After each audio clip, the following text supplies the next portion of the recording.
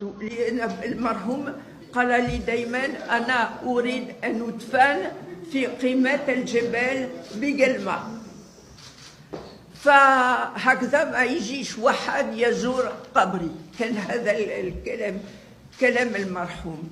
فمن بعد قالوا سندفنه في العليا. قلت موافقة، ولكن كيف كان القبر؟ قالوا قبر بن مهدي، العبي بن مهدي. رفضت. لماذا؟ قلت الامير عبد القادر عنده كان رئيس دولة في الماضي، ولكن بومدين رئيس دولة، وفي عهده أنشئت مدارس، جامعات، مرتبات وهكذا. يستحق قبر أطول أكبر من قبر الأمير عبد القادر.